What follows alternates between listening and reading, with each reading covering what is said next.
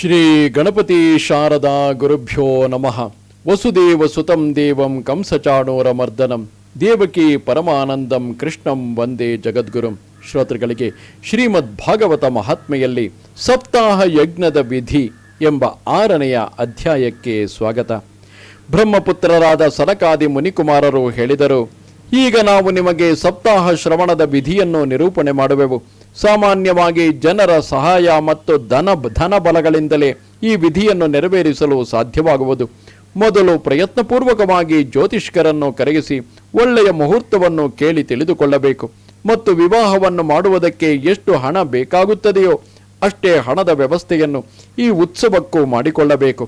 ಕಥೆಯನ್ನು ಪ್ರಾರಂಭಿಸುವುದಕ್ಕೆ ಭಾದ್ರಪದ, ಅಶ್ವಯುಜ, ಕಾರ್ತೀಕ, ಮಾರ್ಗಶಿರ, ಆಷಾಢ ಮತ್ತು ಶ್ರಾವಣ ಮಾಸಗಳು ಶ್ರೋತೃಗಳಿಗೆ ಮೋಕ್ಷ ಪ್ರಾಪ್ತಿಗೆ ಪೋಷಕವಾದವುಗಳು.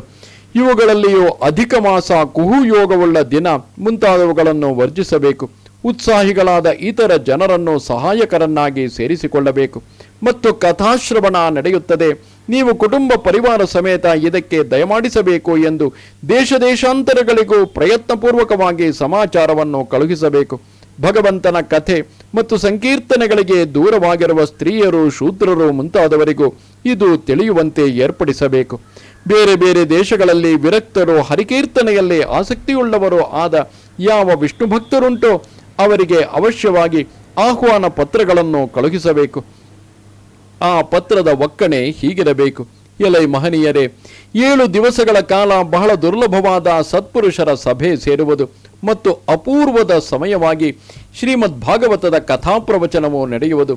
ಶ್ರೀಮದ್ ಭಾಗವತದ ಕಥಾಮೃತವನ್ನು ಪಾನ ಮಾಡಲು ಭಕ್ತ ರಸಿಕರಾದ ತಾವು ಪ್ರೇಮದಿಂದ ಶೀಘ್ರವಾಗಿ ದಯಮಾಡಿಸಬೇಕು. ತಮಗೆ ಹೆಚ್ಚು ಅವಕಾಶವಿಲ್ಲದಿದ್ದರೆ 1 ದಿವಸವಾದರೂ ಇಲ್ಲಿಗೆ ಅವಶ್ಯವಾಗಿ ದಯಮಾಡಿಸಬೇಕು. ಏಕೆಂದರೆ ಈ ಕಾರ್ಯಕ್ರಮದ ಪ್ರತಿ ಕ್ಷಣವೂ ಅತ್ಯಂತ ದುರ್ಲಭವಾಗಿದೆ. ಹೀಗೆ ಎಲ್ಲರಿಗೂ ವಿನಯಪೂರ್ವಕವಾಗಿ ಕರೆಯನ್ನು ನೀಡಬೇಕು. ಬಂದವರೆಲ್ಲರಿಗೂ ವಾಸ ಮಾಡಲು ಜಾಗವನ್ನು ಏರ್ಪಡಿಸಬೇಕು. ಕಥಾಶ್ರವಣವನ್ನು ಯಾವುದಾದರೂ ತೀರ್ಥಕ್ಷೇತ್ರದಲ್ಲಿ ಅಥವಾ ವನದಲ್ಲಿ ಅಥವಾ ಮನೆಯಲ್ಲಾದರೂ ಏರ್ಪಡಿಸುವುದು ಸಮ್ಮತ. ಕಥೆಯು ನಡೆಯುವ ಜಾಗವನ್ನು ಭೂಮಿಯು ವಿಶಾಲವಾಗಿರುವ ಜಾಗದಲ್ಲಿ ಏರ್ಪಡಿಸಬೇಕು. ಆ ಭೂಮಿಯನ್ನು ಗುಡಿಸಿ ಸಾರಿಸಿ ರಂಗವಲ್ಲಿಗಳಿಂದ ಅಲಂಕರಿಸಬೇಕು. ಮನೆಯ ಸಾಮಾನುಗಳನ್ನೆಲ್ಲ ತೆಗೆದು ಮನೆಯ ಒಂದು ಮೂಲೆಯಲ್ಲಿ ಇರಿಸಬೇಕು. 5 ದಿನಗಳಿಗೆ ಮೊದಲೇ ಹಾಸುವ ಬಟ್ಟೆಗಳನ್ನು ಪ್ರಯತ್ನಪೂರ್ವಕ ಸಂಗ್ರಹಿಸಿರಬೇಕು ಮತ್ತು ಬಾಳೆಯ ಕಂಬಗಳಿಂದ ಅಲಂಕೃತವಾದ ಒಂದು ಎತ್ತರವಾದ ಮಂಟಪವನ್ನು ಸಿದ್ಧಪಡಿಸಬೇಕು. ಅದನ್ನು ಎಲ್ಲ ಕಡೆಗಳಲ್ಲೂ ಹಣ್ಣು, ಹೂವು, ಪತ್ರೆ ಮತ್ತು ತಳಿರು ತೋರಣಗಳಿಂದ ಅಲಂಕರಿಸಬೇಕು. 4 ದಿಕ್ಕುಗಳಲ್ಲೂ ಬಹುಸಂಪತ್ತಿನಿಂದ ಶೋಭಿಸುವ ಧ್ವಜಗಳನ್ನು ಏರಿಸಬೇಕು.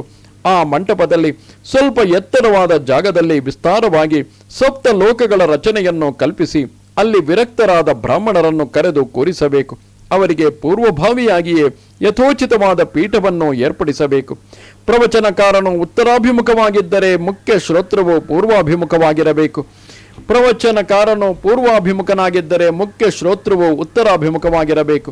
ಅಥವಾ ಪೂಜ್ಯನಾದ ಪ್ರವಚನಕಾರ ಮತ್ತು ಪೂಜಕನಾದ ಶ್ರೋತೃ ಇವರ ಮಧ್ಯೆ ಇರುವುದೇ ಪೂರ್ವ ದಿಕ್ಕು ಎಂದು ಭಾವಿಸಬಹುದು. ಪೂಜ್ಯನು ಪೂರ್ವಾಭಿಮುಖವಾಗಿ ಕುಳಿತಿರುತ್ತಾನೆ. ಆಗ ಪೂಜಕನು ಆ ಪೂಜ್ಯನಿಗೆ ಅಭಿಮುಖವಾಗಿದ್ದರೆ ಅವನಿಗೆ ಅದೇ ಪೂರ್ವ ದಿಕ್ಕು. ದೇಶ ಕಾಲ ಮುಂತಾದವುಗಳನ್ನು ಅರಿತಿರುವ ವಿದ್ವಾಂಸರು ಶ್ರೋತೃಗಳಿಗೆ ಶಾಸ್ತ್ರದಲ್ಲಿ ಇದೇ ನಿಯಮವನ್ನು ಹೇಳುತ್ತಾರೆ. ಪ್ರವಚನಕಾರನು ಎಂತಹವನಾಗಿರಬೇಕು ಎಂದರೆ ಆತನು ವೇದಶಾಸ್ತ್ರಗಳನ್ನು ಸ್ಪಷ್ಟವಾಗಿ ವ್ಯಾಖ್ಯಾನ ಮಾಡುವುದರಲ್ಲಿ ಸಮರ್ಥನಾಗಿರಬೇಕು. ಉತ್ತಮವಾದ ದೃಷ್ಟಾಂತಗಳನ್ನು ಕೊಡುವುದರಲ್ಲಿ ಕುಶಲನಾಗಿರಬೇಕು. ವಿವೇಕಿಯೂ ಮತ್ತು ನಿಸ್ಪೃಹನೂ ಆಗಿರಬೇಕು. ಅಂತಹ ಗುಣಗಳಿಂದ ಸಂಪನ್ನನಾಗಿರುವ ವಿಷ್ಣುಭಕ್ತನಾದ ಬ್ರಾಹ್ಮಣನು ಅವನಾಗಿರಬೇಕು.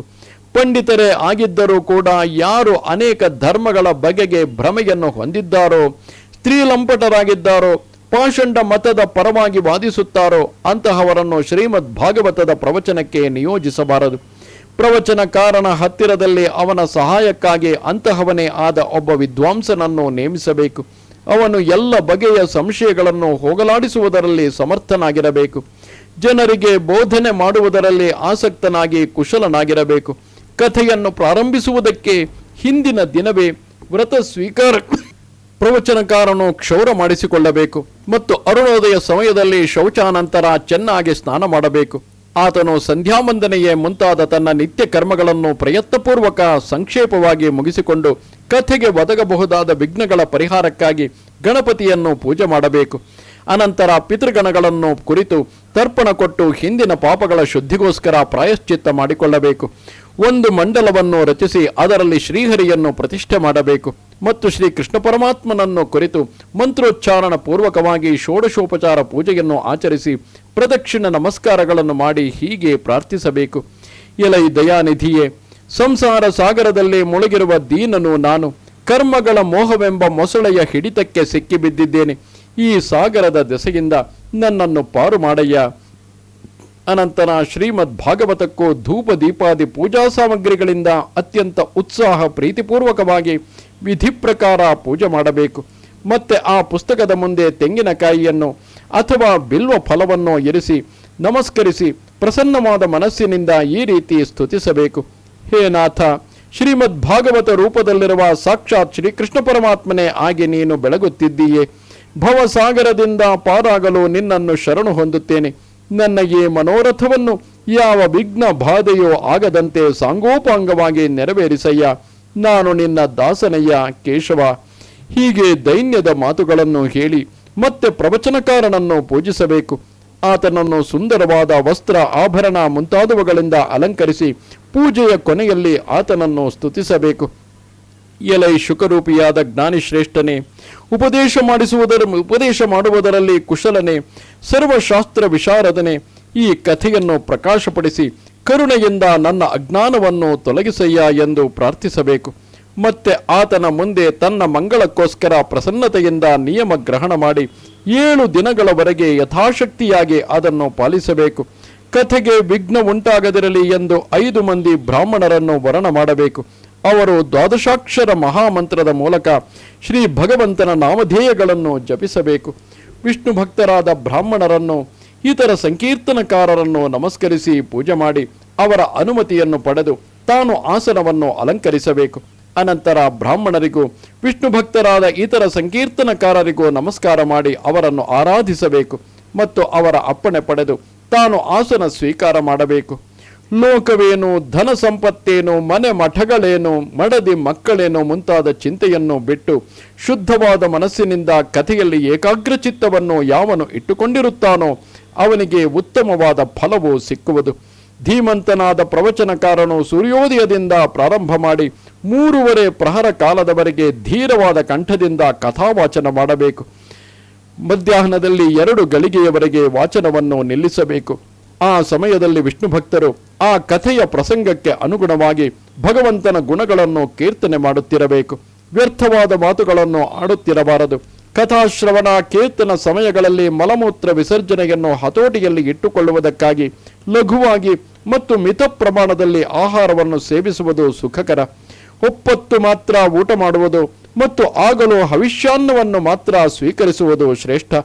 ಶಕ್ತಿ ಇದ್ದರೆ 7 ರಾತ್ರಿಗಳು ಉಪವಾಸದಲ್ಲಿದ್ದು ಕಥಾಶ್ರವಣ ಮಾಡಬೇಕು ಮತ್ತು ಕೇವಲ ತುಪ್ಪವನ್ನು ಅಥವಾ ಹಾಲನ್ನು ಅಥವಾ ಹಣ್ಣುಗಳನ್ನು ಸೇವಿಸುತ್ತಾ ಇಲ್ಲವೇ ಒಪ್ಪತ್ತು ಮಾತ್ರ ಭೋಜನ ಮಾಡುತ್ತಾ ಕಥೆಯನ್ನು ಕೇಳಬೇಕು.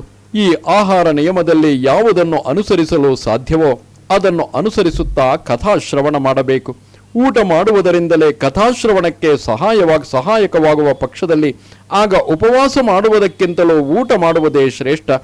ಉಪವಾಸದಿಂದ ಕಥಾಶ್ರವಣಕ್ಕೆ ಅಡ್ಡಿಯುಂಟಾಗುವಂತಿದ್ದರೆ ಆಗ ಉಪವಾಸವು ಖಂಡಿತವಾಗಿಯೂ ಉತ್ತಮವಲ್ಲ. ಭೋಜನಂತು ವರಂ ಮನ್ಯೆ ಕಥಾಶ್ರವಣಕಾರಕಂ ನೋಪವಾಸೋ ವರಪ್ರೋಕ್ತ ಕಥಾ ವಿಘ್ನ ಕರೋ ಯದಿ. ಸಪ್ತಾಹ ಶ್ರವಣ ವ್ರತವನ್ನು ನಡೆಸುವವರು ಅನುಸರಿಸಬೇಕಾದ ಇತರ ನಿಯಮಗಳನ್ನು ಕೇಳು ನಾರದ. ವಿಷ್ಣುವಿನಲ್ಲಿ ಏಕಭಕ್ತಿಯ ದೀಕ್ಷೆ ಇಲ್ಲದವನಿಗೆ ಈ ಕಥಾಶ್ರವಣದಲ್ಲಿ ಅಧಿಕಾರವಿಲ್ಲ. ಕಥಾವೃತಿಯು ನಿತ್ಯವೂ ಬ್ರಹ್ಮಚರ್ಯ ನಿಯಮದಲ್ಲಿರಬೇಕು. ಭೂಮಿಯ ಮೇಲೆ ಮಲಗಬೇಕು ಮತ್ತು ಎಲೆಯಲ್ಲಿಯೇ ಊಟ ಮಾಡಬೇಕು. ಆತನು ದ್ವಿದಳ ಧಾನ್ಯ, ಜೇನುತುಪ್ಪ, ಎಣ್ಣೆ, ಗುರುವಾದ ಆಹಾರ, ಕೆಟ್ಟ ಭಾವದಿಂದ ಸಂಪಾದಿಸಿದ, ಬಡಿಸಿದ ಅಥವಾ ಸ್ವೀಕರಿಸಿದ ಭಾವದುಷ್ಟವಾದ ಆಹಾರ ಪದಾರ್ಥ ಮತ್ತು ಇವುಗಳನ್ನು ಸದಾ ತ್ಯಾಗ ಮಾಡಬೇಕು.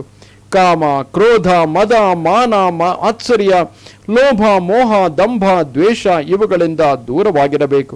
ವೇದಗಳು, ವಿಷ್ಣು ಭಕ್ತರು, ವಿಪ್ರರು, ಗುರುಭಕ್ತರು, ಗೋಸೇವಕರು, ಸ್ತ್ರೀಯರು, ರಾಜರು, ಮಹಾಪುರುಷರು ಇವರ ನಿಂದೆಯನ್ನು ಸರ್ವದಾ ತ್ಯಜಿಸಬೇಕು.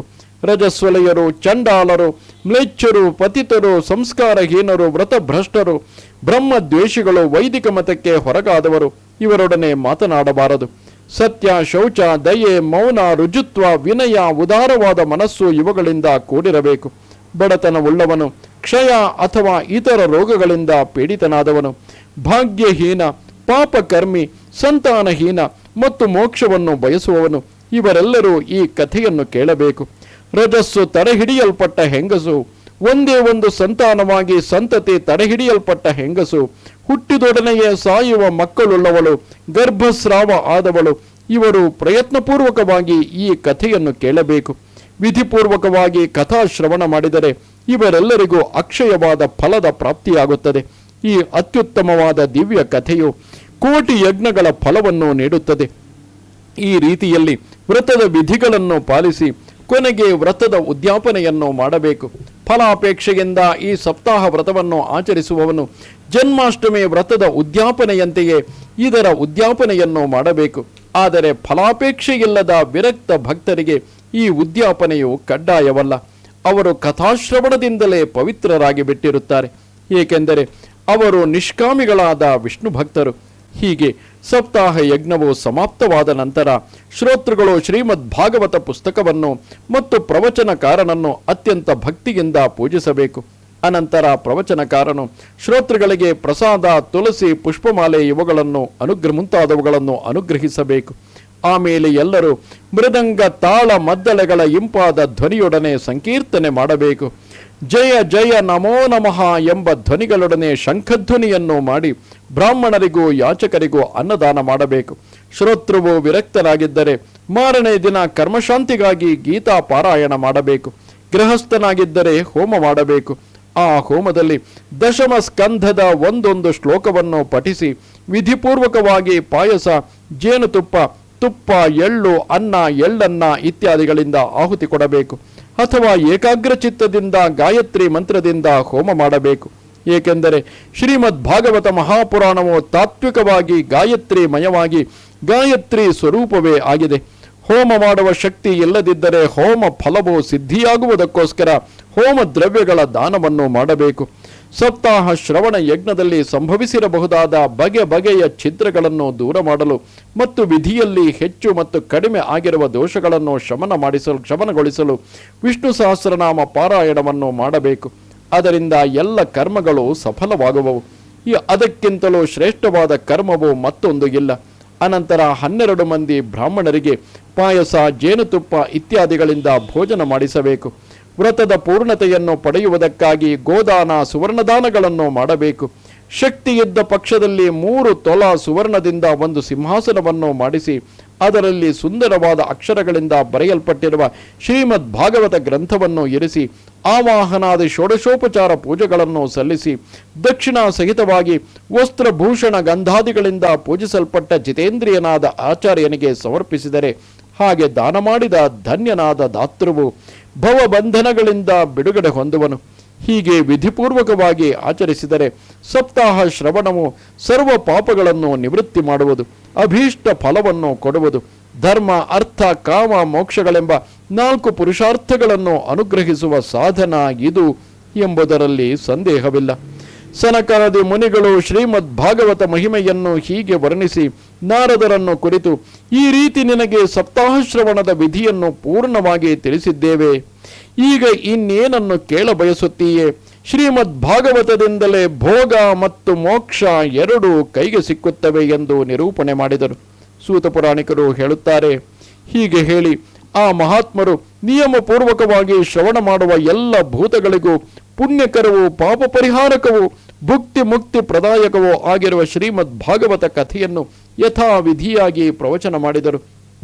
ಅನಂತರ ದೇವದೇವನಾದ ಶ್ರೀ ಪುರುಷೋತ್ತಮನನ್ನು ಯಥಾವಿಧಿಯಾಗಿ ಸ್ತೋತ್ರ ಮಾಡಿದರು. ಕಥೆಯನ್ನು ಶ್ರವಣ ಮಾಡಿದ ನಂತರ ಕೊನೆಯಲ್ಲಿ ಜ್ಞಾನ, ಭಕ್ತಿ, ವೈರಾಗ್ಯ ದೇವತೆಗಳು ಎಲ್ಲ ಭೂತಗಳಿಗೂ ಆಕರ್ಷಕವಾದ ಪುಷ್ಟಿಯನ್ನು, ತಾರುಣ್ಯವನ್ನು ಪಡೆದು ಕಂಗೊಳಿಸಿದರು. ತನ್ನ ಮನೋರಥವು ಈಡೇರಿದ್ದರಿಂದ ನಾರದರು ಪರಮಾನಂದ ಪೂರ್ಣರಾಗಿ ಪುಲಕಿತರಾದರು.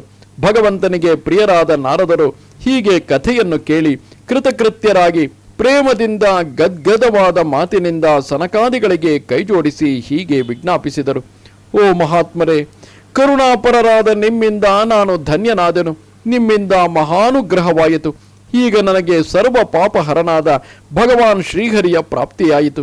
ಎಲೈ ತಪೋಧನರೇ, ನಾನು ಈ ಶ್ರೀಮದ್ ಭಾಗವತ ಶ್ರವಣವನ್ನೇ ಸರ್ವಶ್ರೇಷ್ಠವಾದ ಧರ್ಮವೆಂದು ತಿಳಿಯುತ್ತೇನೆ. ಏಕೆಂದರೆ ಇದರಿಂದ ಶ್ರೀ ವೈಕುಂಠ ನಿವಾಸಿಯಾದ ಶ್ರೀ ಕೃಷ್ಣ ಪರಮಾತ್ಮನು ದೊರೆಯುತ್ತಾನೆ. ಸೂತ ಪುರಾಣಿಕರು ಹೇಳುತ್ತಾರೆ, ವೈಷ್ಣವ ಶ್ರೇಷ್ಠರಾದ ನಾರದರು ಹೀಗೆ ಹೇಳುತ್ತಿರುವಾಗಲೇ ಅಲ್ಲಿಗೆ ಇಷ್ಟ ಬಂದಲ್ಲಿ ಸುತ್ತಾಡುತ್ತಿದ್ದ ಮಹಾಯೋಗೇಶ್ವರರಾದ ಶುಕ ಮಹರ್ಷಿಗಳು ದಯಮಾಡಿಸಿದರು. 16 ವಯಸ್ಸಿನ ಹರೆಯದಲ್ಲಿದ್ದರೂ ಮಹಾಜ್ಞಾನಿಗಳಾಗಿ ಜ್ಞಾನ ಸಮುದ್ರದ ಚಂದ್ರನಂತೆ ಕಂಗೊಳಿಸುತ್ತಿದ್ದ, ಆತ್ಮಲಾಭದಿಂದ ಕೃತಕೃತ್ಯರಾಗಿದ್ದ ಶ್ರೀ ವೇದವ್ಯಾಸರ ಸುಪುತ್ರರಾಗಿದ್ದ ಶುಕ ಮುನೀಂದ್ರರು ಪರಮ ಪ್ರೇಮದಿಂದ ಮೆಲ್ಲ ಮೆಲ್ಲಗೆ ಶ್ರೀ ಭಾಗವತವನ್ನು ಪಠಿಸುತ್ತಾ ಕಥಾ ಸಪ್ತಾಹದ ಕೊನೆಯಲ್ಲಿ ಅಲ್ಲಿಗೆ ತಮ್ಮ ಶ್ರೀ ಪಾದಪದ್ಮಗಳನ್ನು ಬೆಳಗಿಸಿದರು. ತತ್ರ ಯಯೌ ಷೋಡಶ ವಾರ್ಷಿಕಸ್ತದಾ ವ್ಯಾಸಾತ್ಮಜೋ ಜ್ಞಾನ ಮಹಾಬ್ಧಿ ಚಂದ್ರಮಾಹ ಕಥಾವಸಾನೆ ನಿಜಲಾಭಪೂರ್ಣ ಪ್ರೇಮ್ನಾ ಪಠನ್ ಭಾಗವತಂ ಶನೈ ಶನೈಃ. ಆ ಪರಮ ತೇಜಸ್ವಿಯನ್ನು ಕಂಡು ಎಲ್ಲ ಸಭಾಸದರು ಭಕ್ತಿ ಸಂಭ್ರಮಗಳಿಂದ ಒಡನೆಯೇ ಮೇಲೆದ್ದು ಅವರಿಗೆ ಉನ್ನತವಾದ ಮಹಾಸನವನ್ನು ಸಮರ್ಪಿಸಿದರು. ದೇವರ್ಷಿ ನಾರದರು ಅವರನ್ನು ಪ್ರೇಮದಿಂದ ಪೂಜಿಸಿದರು. ಅವರು ಸುಖವಾಗಿ ಆಸನದಲ್ಲಿ ವಿಜಯ ಮಾಡಿಸಿ ನನ್ನ ನಿರ್ಮಲವಾದ ವಾಣಿಯನ್ನು ಕೇಳುವವರಾಗಿ ಎಂದು ಪ್ರಾರಂಭಿಸಿ ಅನುಗ್ರಹ ಭಾಷಣ ಮಾಡಿದರು. ಓ ರಸಿಕರೇ, ಭಾವುಕರೇ, ಈ ಅದ್ಭುತವಾದ ರಸವನ್ನು, ಶ್ರೀಮದ್ ಭಾಗವತ ರಸವನ್ನು ಕುಡಿಯಿರಿ. ಲಯ ಹೊಂದುವವರೆಗೂ ಪಾನ ಮಾಡಿರಿ, ಬಾರಿ ಬಾರಿಗೂ ಪಾನ ಮಾಡಿರಿ. ಇದು ವೇದವೆಂಬ ಕಲ್ಪವೃಕ್ಷದಿಂದ ಜಾರಿರುವ ಪರಿಪಕ್ವವಾದ ಫಲ. ಶ್ರೀ ಶುಕನೆಂಬ ಶುಕಪಕ್ಷಿಯ ಮುಖದ ಯೋಗದಿಂದ ಅಮೃತ ರಸವು ಪರಿಪೂರ್ಣವಾಗಿರುವ ಫಲ. ಸಿಪ್ಪೆ ಇಲ್ಲದೆ, ತಿರುಳು ಇಲ್ಲದೆ ಕೇವಲ ರಸವೇ ರಸವಾಗಿರುವ ಅಚ್ಚರಿಯ ಫಲ ಈ ಲೋಕದಲ್ಲಿ ಸುಲಭವಾಗಿ ದೊರಕಿದೆ.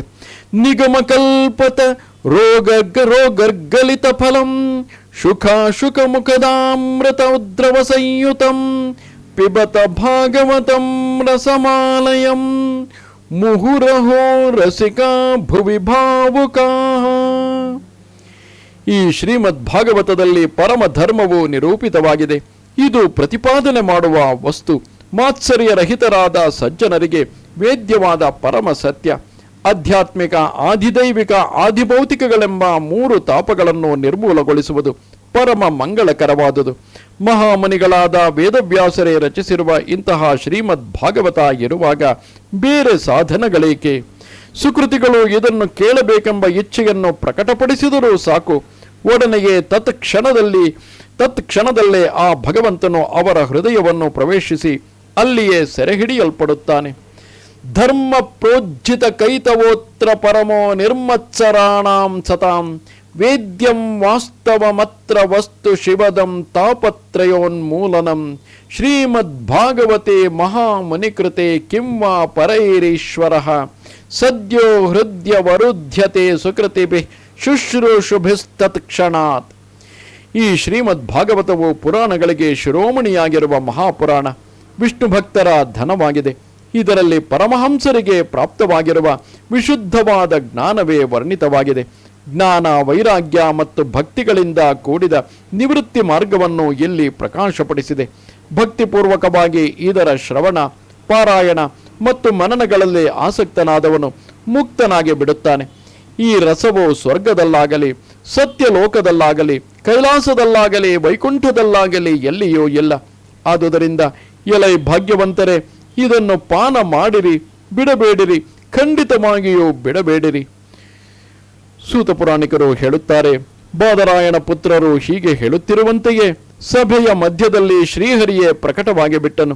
ಪ್ರಹ್ಲಾದ, ಬಲಿ, ಉದ್ಧವ, ಅರ್ಜುನ ಮುಂತಾದ ಪಾರ್ಶ್ವದರಿಂದ ಕೂಡಿ ಭಗವಂತನು ಕಾಣಿಸಿಕೊಂಡನು ಮತ್ತು ದೇವರ್ಷಿ ನಾರದರು ಆತನನ್ನು ಯಥೋಚಿತವಾಗಿ ಪೂಜಿಸಿದರು. ದೊಡ್ಡ ಆಸನದಲ್ಲಿ ವಿಜಯ ಮಾಡಿಸಿ ಪ್ರಸನ್ನನಾಗಿದ್ದ ಶ್ರೀಹರಿಯನ್ನು ಕಂಡು ಅವರೆಲ್ಲರೂ ಆತನ ಮುಂದೆ ಕೀರ್ತನ ಮಾಡಿದರು. ಆ ಕೀರ್ತನವನ್ನು ನೋಡಲು ಪಾರ್ವತಿ ಸಮೇತನಾದ ಮಹಾದೇವನು ಮತ್ತು ಬ್ರಹ್ಮದೇವರು ಅಲ್ಲಿಗೆ ದಯಮಾಡಿಸಿದರು.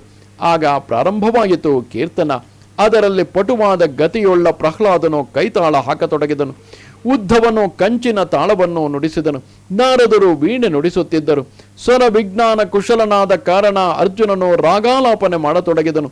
ಇಂದ್ರನು ಮೃದಂಗ ಬಾರಿಸಿದನು. ಸನಕಾದಿ ಕುಮಾರರು ಜಯ ಜಯಕಾರ ಮಾಡುತ್ತಿದ್ದರು. ಮತ್ತು ಎಲ್ಲರ ಮುಂದೆ ಶುಕಮಹಾಮುನಿಗಳು ಬಗೆ ಬಗೆಯ ರಸವಾದ ಅಂಗಭಂಗಿಗಳಿಂದ ಭಾವ ಹಿಡಿಯುತ್ತಿದ್ದರು. ಅವರೆಲ್ಲರ ಮಧ್ಯೆ ತೇಜೋನಿಧಿಗಳಾದ ಭಕ್ತಿ ಜ್ಞಾನ ವೈರಾಗ್ಯಗಳು ನಟರಂತೆ ನರ್ತಿಸತೊಡಗಿದವು. ಇಂತಹ ಅಲೌಕಿಕವಾದ ಕೀರ್ತನವನ್ನು ಕಂಡು ಶ್ರೀ ಭಗವಂತನು ತುಂಬ ಪ್ರಸನ್ನನಾಗಿ, ನಿಮ್ಮ ಈ ಕಥೆ ಮತ್ತು ಕೀರ್ತನಗಳಿಂದ ನಾನು ತುಂಬ ಪ್ರಸನ್ನನಾಗಿದ್ದೇನೆ, ನಿಮ್ಮ ಭಕ್ತಿ ಭಾವಕ್ಕೆ ವಶನಾಗಿ ಬಿಟ್ಟಿದ್ದೇನೆ. ಆದ್ದರಿಂದ ನನ್ನಿಂದ ಯಾವುದಾದರೂ ವರವನ್ನು ಕೇಳಿಕೊಳ್ಳಿರಿ ಎಂದು ಅಪ್ಪಣೆ ಕೊಡಿಸಿದನು. ಭಗವಂತನ ಆ ಮಾತನ್ನು ಕೇಳಿ ಅವರೆಲ್ಲರೂ ತುಂಬ ಪ್ರಸನ್ನರಾಗಿ ಶ್ರೀ ಭಗವಂತನನ್ನು ಕುರಿತು, ಪ್ರಭು, ಈ ಮುಂದೆಯೂ ಕೂಡ ಎಲ್ಲೆಲ್ಲಿ ಸಪ್ತಾಹ ಕಥೆ ನಡೆಯುತ್ತದೆಯೋ ಅಲ್ಲೆಲ್ಲ ನೀನು ಈ ಪಾರ್ಷದರೊಡನೆ ಅವಶ್ಯವಾಗಿ ದಯಮಾಡಿಸಬೇಕು. ಇದೇ ನಮ್ಮ ಮನೋರಥ, ನೀನು ಇದನ್ನು ಈಡೇರಿಸಬೇಕು ಎಂದು ಬೇಡಿಕೊಂಡರು. ಆಗ ಸ್ವಾಮಿಯು ಓಂ ತಥಾಸ್ತು, ಹಾಗೆಯೇ ಆಗಲಿ ಎಂದು ಹೇಳಿ ಅಂತರ್ಧಾನ ಹೊಂದಿದನು. ಅನಂತರ ನಾರದ ಮಹರ್ಷಿಗಳು ಭಗವಂತನ ಮತ್ತು ಆತನ ಪಾರ್ಷದರ ಪಾದಪದ್ಮಗಳಿಗೆ ಪ್ರಣಾಮ ಮಾಡಿದರು ಮತ್ತು ಶುಕರೇ ಮುಂತಾದ ತಪಸ್ವಿಗಳಿಗೂ ನಮಸ್ಕಾರ ಮಾಡಿದರು. ಕಥಾಮೃತವನ್ನು ಪಾನ ಮಾಡಿದ್ದರಿಂದ ಎಲ್ಲರಿಗೂ ಪರಮಾನಂದ ಉಂಟಾಯಿತು. ಅವರ ಮೋಹವು ನಾಶವಾಯಿತು. ಮತ್ತೆ ಅವರೆಲ್ಲರೂ ತಮ್ಮ ತಮ್ಮ ಸ್ಥಾನಗಳಿಗೆ ಹೊರಟು ಹೋದರು. ಆ ಸಮಯದಲ್ಲಿ ಶುಕಮುನಿಗಳು ಪುತ್ರ ಸಹಿತಳಾದ ಭಕ್ತಿಯನ್ನು ತಮ್ಮ ಶಾಸ್ತ್ರವಾದ ಶ್ರೀಮದ್ ಭಾಗವತದಲ್ಲಿ ಸ್ಥಾಪನೆ ಮಾಡಿಬಿಟ್ಟರು. ಆದ್ದರಿಂದಲೇ ಶ್ರೀಮದ್ ಭಾಗವತವನ್ನು ಸೇವಿಸಿದರೆ ಶ್ರೀಹರಿಯು ವಿಷ್ಣು ಭಕ್ತರ ಹೃದಯದಲ್ಲಿ ಬಂದು ಬೆಳಗುತ್ತಾನೆ. ಯಾರು ದಾರಿದ್ರ್ಯವೆಂಬ ದುಃಖ ಜ್ವರದ ಜ್ವಾಲೆಯಿಂದ ಸುಟ್ಟು ಹೋಗುತ್ತಿದ್ದಾರೆಯೋ, ಮಾಯಾ ಪಿಶಾಚಿಯು ಯಾರನ್ನು ತುಳಿದು ಹಾಕಿದೆಯೋ ಮತ್ತು ಯಾರು ಸಂಸಾರ ಸಮುದ್ರದಲ್ಲಿ ಮುಳುಗುತ್ತಿದ್ದಾರೆಯೋ ಅವರೆಲ್ಲರಿಗೂ ಮಂಗಳವನ್ನು ಉಂಟು ಮಾಡುವುದಕ್ಕಾಗಿ ಶ್ರೀಮದ್ ಭಾಗವತವು ಸಿಂಹನಾದ ಮಾಡುತ್ತಿದೆ. ಈ ನಡುವೆ ಶೌನಕರು ಈ ಶ್ರೀಮದ್ ಭಾಗವತವನ್ನು ಶುಕ ಮಹರ್ಷಿಗಳು ಪರೀಕ್ಷಿತ್ ರಾಜನಿಗೆ ಉಪದೇಶ ಮಾಡಿದ್ದು ಯಾವಾಗ, ಆಮೇಲೆ ಗೋಕರ್ಣನು ಇದನ್ನು ಪ್ರವಚನ ಮಾಡಿದ ಕಾಲ ಯಾವುದು, ಸನಕಾದಿಗಳು ನಾರದರಿಗೆ ಇದನ್ನು ಯಾವಾಗ ಉಪದೇಶ ಮಾಡಿದರು, ಈ ಸಂಶಯಗಳನ್ನು ಪರಿಹಾರ ಮಾಡಿ ಪುರಾಣಿಕರೇ ಎಂದು ಪ್ರಾರ್ಥಿಸಿದರು. ಅದಕ್ಕೆ ಸೂತರು ಹೀಗೆ ಉತ್ತರಿಸಿದರು. ಶ್ರೀ ಕೃಷ್ಣ ಪರಮಾತ್ಮನು ನಿರ್ಯಾಣ ಹೊಂದಿ ಕಲಿಯುಗದಲ್ಲಿ 30 ವರ್ಷಗಳು ಕಳೆದ ಮೇಲೆ ಭಾದ್ರಪದ ಮಾಸದ ಶುಕ್ಲ ಪಕ್ಷದ ನವಮಿಯಲ್ಲಿ ಶುಕ ಮಹರ್ಷಿಗಳು ಕಥಾಪ್ರವಚನವನ್ನು ಪರೀಕ್ಷಿತ್ ರಾಜನ ಮುಂದೆ ಮಾಡಿದರು. ಹಾಗೆ ಪರೀಕ್ಷಿತ್ ರಾಜನು ಶ್ರವಣ ಮಾಡಿದ ನಂತರ 200 ವರ್ಷಗಳು ಕಳೆದ ಮೇಲೆ ಆಷಾಢ ಮಾಸದ ಶುಕ್ಲ ನವಮಿಯಂದು ಗೋಕರ್ಣನು ಈ ಕಥೆಯನ್ನು ಪ್ರವಚನ ಮಾಡಿದನು. ಅಲ್ಲಿಂದ ಮುಂದೆ 3000 ವರ್ಷಗಳು ಕಳೆದ ಮೇಲೆ ಕಾರ್ತೀಕ ಶುದ್ಧ ನವಮಿಯಂದು ಬ್ರಹ್ಮಪುತ್ರರಾದ ಸನಕಾದಿಗಳು ಇದನ್ನು ಶ್ರೀನಾರದರಿಗೆ ಉಪದೇಶಿಸಿದರು. ಇದೇ ಈ 3 ಮಂದಿ ಉಪದೇಶಿಸಿದ ಕಾಲಕ್ರಮ. ಎಲೈ ಅನಘರೆ, ನೀವು ಪ್ರಶ್ನೆ ಮಾಡಿದ್ದಕ್ಕೆ ಈ ಉತ್ತರ ಕೊಟ್ಟಾಗಿತು. ಈ ಕಲಿಯುಗದಲ್ಲಿ ಶ್ರೀಮದ್ ಭಾಗವತದ ಕಥೆಯೇ ಭವರೋಗಕ್ಕೆ ರಾಮಬಾಣವಾಗಿದೆ. ಎಲೈ ಸತ್ಪುರುಷರೇ, ನೀವು ಈ ಕಥಾಮೃತವನ್ನು ಪಾನ ಮಾಡಿರಿ. ಇದು ಶ್ರೀಕೃಷ್ಣನಿಗೆ ಅತ್ಯಂತ ಪ್ರಿಯವಾದುದು.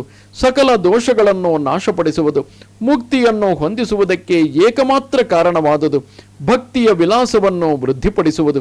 ಇದನ್ನು ಸವಿಯಿರಿ.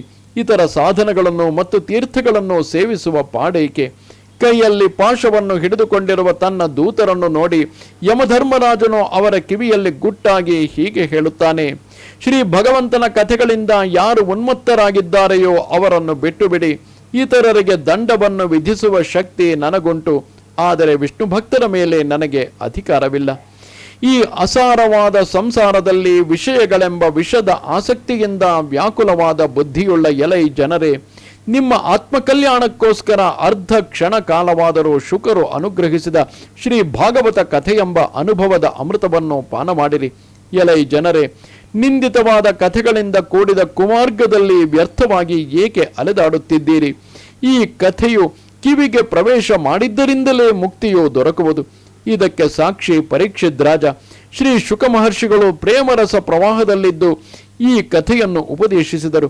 ಯಾರ ಕಂಠವು ಈ ಕಥೆಯನ್ನು ಮೊಳಗಿಸುತ್ತದೆಯೋ ಅವರು ಶ್ರೀ ವೈಕುಂಠಕ್ಕೆ ಅಧಿಕಾರಿಗಳಾಗಿ ಬಿಡುತ್ತಾರೆ. ಶೌನಕರೇ, ನಾನು ಅನೇಕ ಶಾಸ್ತ್ರಗಳನ್ನು ನೋಡಿ ಸಿದ್ಧವಾದ ಮತ್ತು ಅತಿಗೋಪ್ಯವಾದ ರಹಸ್ಯವನ್ನು ಈಗ ನಿಮಗೆ ತಿಳಿಸಿದ್ದೇನೆ. ಇದು ಎಲ್ಲ ಶಾಸ್ತ್ರಗಳ ಸಿದ್ಧಾಂತಗಳ ಸಾರ. ಈ ಪ್ರಪಂಚದಲ್ಲಿ ಶುಕಶಾಸ್ತ್ರಕ್ಕಿಂತಲೂ ಪವಿತ್ರವಾದ ಬೇರಾವ ವಸ್ತುವೂ ಇಲ್ಲ. ಆದುದರಿಂದ ತಾವು ಪರಮಾನಂದದ ಪ್ರಾಪ್ತಿಗೋಸ್ಕರ 12 ಸ್ಕಂಧ ರೂಪದಲ್ಲಿರುವ ಇದರ ರಸವನ್ನು ಸವಿಯಿರಿ. ಯಾವ ಮನುಷ್ಯನು ನಿಯಮಪೂರ್ವಕವಾಗಿ ಈ ಕಥೆಯನ್ನು ಭಕ್ತಿ ಭಾವದಿಂದ ಶ್ರವಣ ಮಾಡುತ್ತಾನೆಯೋ ಮತ್ತು ಯಾವನು ಶುದ್ಧವಾದ ಅಂತಃಕರಣವುಳ್ಳ ಭಗವದ್ ಭಕ್ತರ ಮುಂದುಗಡೆ ಇದನ್ನು ಪ್ರವಚನ ಮಾಡುತ್ತಾನೆಯೋ ಅವರಿಬ್ಬರು ಶಾಸ್ತ್ರವಿಧಿಯನ್ನು ಪೂರ್ಣವಾಗಿ ಪಾಲಿಸುವವರಾದ್ದರಿಂದ ಇದರ ಪಾರಮಾರ್ಥಿಕವಾದ ಪಾಲನ್ನು ಪಡೆಯುತ್ತಾರೆ. ಅವರಿಗೆ 3 ಲೋಕಗಳಲ್ಲಿ ಅಸಾಧ್ಯವಾದ ಯಾವುದೂ ಉಳಿಯುವುದಿಲ್ಲ. ಪದ್ಮಪುರಾಣದ ಉತ್ತರಖಂಡದಲ್ಲಿ ಬರುವ ಶ್ರೀಮದ್ ಭಾಗವತ ಮಹಾತ್ಮ್ಯದಲ್ಲಿ ಶ್ರವಣ ವಿಧಿ ಎಂಬ 6ನೆಯ ಅಧ್ಯಾಯವು ಮುಗಿಯಿತು. ನಮಸ್ತೆ ಶಾರದೆ ದೇವಿ ಕಾಶ್ಮೀರ ಪುರವಾಸಿನಿ ತ್ವಾಮಹಂ ಪ್ರಾರ್ಥಯೇ ನಿತ್ಯಂ ವಿದ್ಯಾದಾನಂಚ ದೇಹಿಮೆ. ನಮಸ್ಕಾರ.